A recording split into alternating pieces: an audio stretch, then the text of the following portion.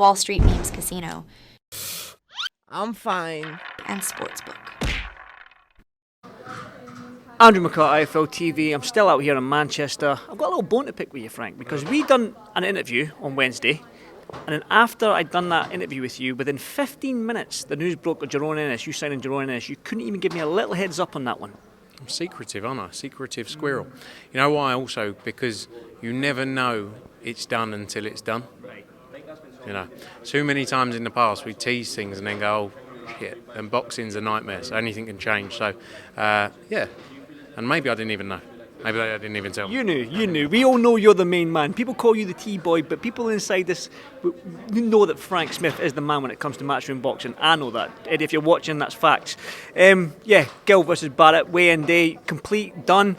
Seemed a little bit of tension up there with Gill and Barrett there. 100%. Look, it's a fight. It means a lot to both of these guys. You know, the winner of this fight is going to go on to some big things, a potential world title shot later in this year.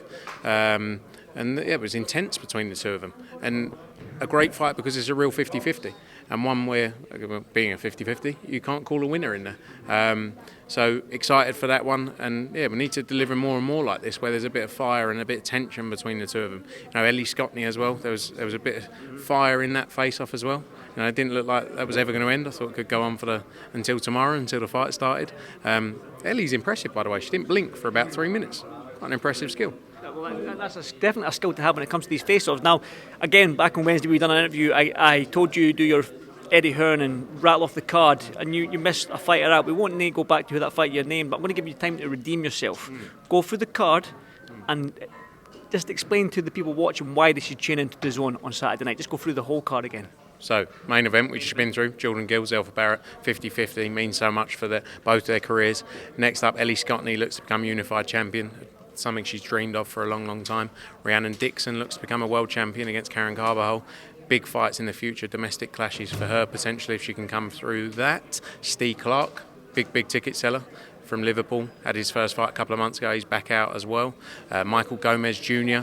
on the card against Kane Baker. That's going to be a war, 10-round tear-up from start to finish. You've also got Jordan Flynn, who is out this Saturday, back out very soon as well in the Cameron Vong fight. Jimmy Sains, who was the person that I mistakenly missed the other day, and I do apologise to Jimmy Sains. Jack Turner, you know, El Terrier, I think he's had 5 fights, 5 knockouts. This one should be the same. Brandon Scott is back out, and William Croller, the famous Croller family. William is carrying on the torch, and he's back out on the card as well. I don't think I missed anyone there, did I? Did you see Rhiannon Dixon? Yeah, Rhiannon Dixon, she goes to challenge for a world title, and then domestic. Listen, let me just check the board there. Let me just check. Yep. Well, you want like? Yeah, like, you got Clark. Yeah, Dixon. Yeah, you I got reckon that's fair play. Well done. Like an A minus. Yeah. I'll give that an A minus. What was it? It was a B. I'll give you an A plus, and that was very, very well done. Eddie's got the passionate voice, and I've got the monotone, a bit more, you know, like just flatline. But you should be very excited. You know what? Listen, let's put your exciting voice on, because you must be excited. Yeah, your exciting voice, like your Eddie Hearn, expression. Just you've signed Jaron Ennis. Surely you got to be excited about that. So let me hear your excitement on signing somebody. A pound-for-pound future pound-for-pound star in Jaron Ennis. I'm very excited, but you have to understand, right? I try and keep very flatline in life. You know, because with boxing, it's so many ups and downs. I feel like if you just stay on this level here, you're all right. Otherwise, you'd be proper up and down with your moods. So I'm very excited. Show it then. I am. Look at me. This is me showing excitement. You know, people also, if I try and copy Eddie Hearn, enough people already say he talks just like Eddie Hearn, which that doesn't make sense to me, because they say I talk like him, then they say I'm boring, and then I don't know which one it is. So I'm just trying to be me.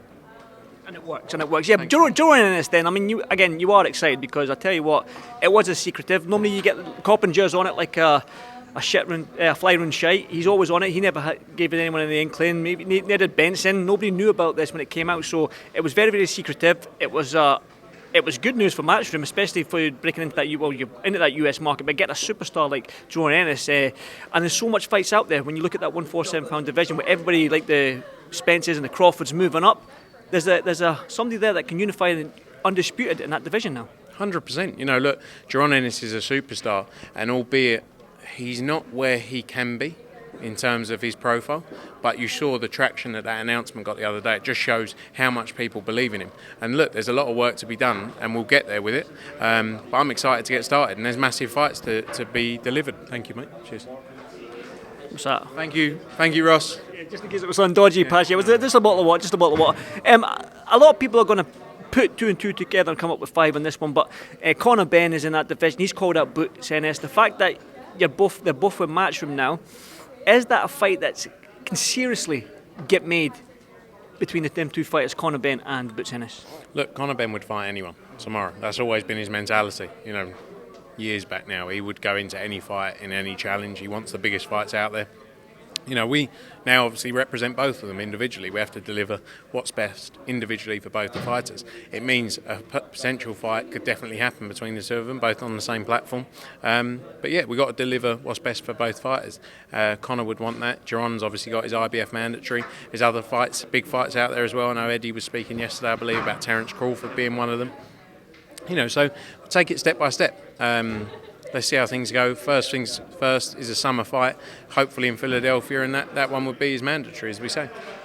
Let's go to probably the most stacked and probably the most fun division right now is that 140-pound division. We're just over a week away from Ryan Garcia and Devin Haney. The build-up's been crazy, the build-up's been fun, but you know yourself when it comes to fight week, it's going to be even more fun when it comes to that press conference and weighing and whatnot. So yeah, what we're going to expect next week?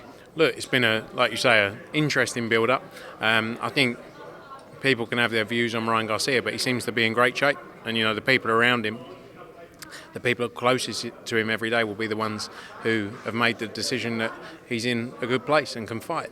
And I'm excited for it. And 2 guys going in there who take real tests time and time again and are more about, look, they've made a lot of money. They'll continue to make a lot of money, of course, but are about legacy, about going into the biggest possible fights out there. And that's what we need to see more of. That's only beneficial for the sport of boxing, and more fighters need to take a leaf out of their book, because you look at Ryan Garcia, he had the tank fight, obviously came back in a tough fight. Many people believe he could have lost against Oscar Duarte, and now goes straight in against Devin Haney. Devin Haney, who has challenged everyone. He went across to top rank to become undisputed. He fought Lomachenko, he fought Regis Prograis, many people believe to be the best 140-pound fighter out there. He wants all of the challenges. So credit to both of them, and it's what we need to see more of in the sport of boxing, and it's what's going to keep growing the sport of boxing is these kind of fighters taking challenges throughout.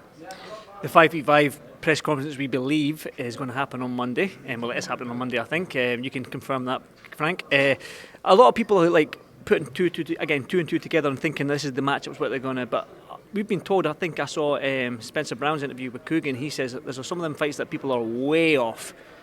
Are we way off on some of these fights that people have been rumoured to be saying? I don't know, mate. I don't see the rumours. I don't know what's true. I don't know what's wrong. Frank, you're telling yourself as if you're the man in the know. From what I've heard, it's a great card. I'm excited. I'm as excited as you. This is me excited about Monday. I'm as excited as you are about seeing what happens on Monday.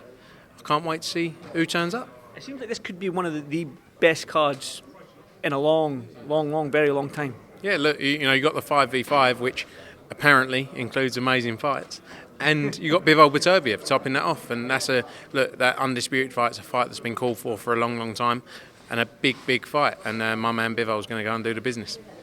Well, that might be my title right there. And one final one, I do want to get your thoughts on the Carl Froch, Frank Warren situation. Carl Froch seems to be a little bit peed off with the fact that everything's happening out in Saudi and everybody's getting on and whatnot. Just your thoughts on that? Look, Carl Froch is a divisive character. He always has been. That's what he does. He likes to get involved. He likes to wind people up. He likes to talk. I haven't seen a lot of his comments. I don't watch all of it. There's too much beef in the sport of boxing. You'd have no time in the day if you just followed it all. But if Carl was an active fighter, I'm sure he'd be fighting out there in Saudi in the biggest fights as well. So that's the reality of it.